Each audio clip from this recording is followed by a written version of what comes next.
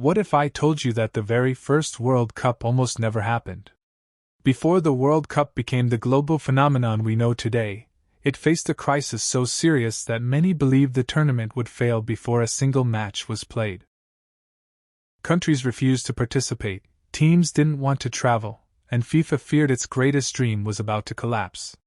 To understand how close the World Cup came to failure, we need to go back nearly a century. The year was 1930. Football was rapidly becoming one of the most popular sports in the world. International matches attracted huge crowds, and fans loved watching nations compete against each other.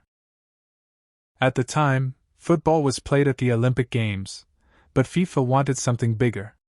They wanted a tournament dedicated entirely to football, where the best national teams on earth could battle for glory. It sounded like a brilliant idea. However, there was one major problem. The world of 1930 was very different from the world we live in today. After much discussion, FIFA selected Uruguay as the host of the first ever World Cup. The choice made sense. Uruguay had one of the strongest football teams in the world and had recently won Olympic gold medals. The country was also celebrating the 100th anniversary of its constitution and promised to build a massive stadium while helping cover the costs of visiting teams. But there was a problem that FIFA could not ignore. Uruguay was located in South America. Today, traveling between Europe and South America is relatively easy. A flight can take less than a day. In 1930, however, commercial air travel was not a practical option. European teams would have to travel thousands of kilometers across the Atlantic Ocean by ship. The journey would take weeks. For many countries, the trip seemed too long, too expensive, and too risky. As a result, many European nations simply refused to come. One by one, invitations were declined. Football associations worried about the costs. Players would have to spend weeks away from home and work. Some officials questioned whether the tournament was even worth attending. Months passed, and FIFA became increasingly worried. The organization had spent years planning the competition, but now there was a real possibility that the tournament could fail before it even started. Imagine organizing the biggest football event in history only to discover that hardly anyone wanted to participate. That was exactly the situation FIFA found itself in. As the opening day drew closer, panic began to spread. FIFA officials desperately tried to convince more countries to join. If enough teams didn't participate, the World Cup could become an embarrassment, or even be cancelled entirely. For a moment, it seemed as though the dream of a global football tournament was about to die. Then, something changed. A small number of European nations finally agreed to make the journey. Despite the difficulties, they decided to support FIFA's vision. Players, coaches, and officials boarded ships and prepared for a voyage unlike anything modern footballers could imagine. For weeks, they traveled across the Atlantic Ocean.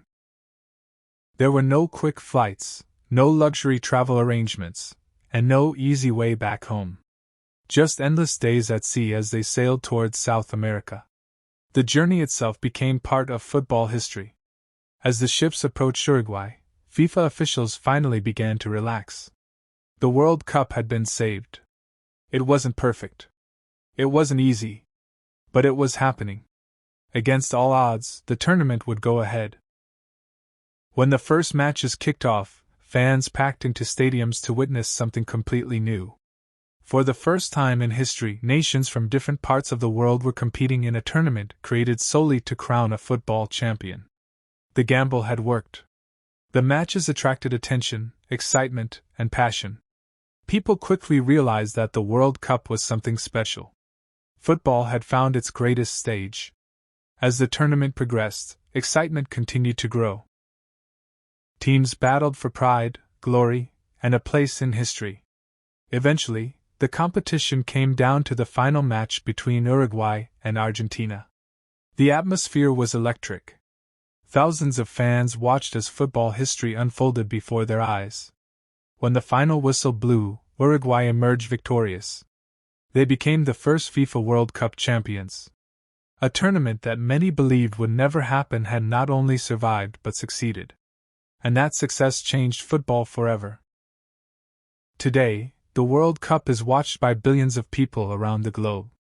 It creates unforgettable moments, legendary players, and memories that last for generations. Entire nations stop what they're doing to watch their teams compete. Yet none of this was guaranteed. In 1930, the World Cup came dangerously close to failure. If a few countries had made different decisions, if those ships had never sailed, or if FIFA had given up on its dream, the history of football might look completely different today. The next time you watch a World Cup match, remember this: the greatest football tournament on earth almost never happened. And the sport we know and love today owes its existence to a handful of people who refused to let that dream die.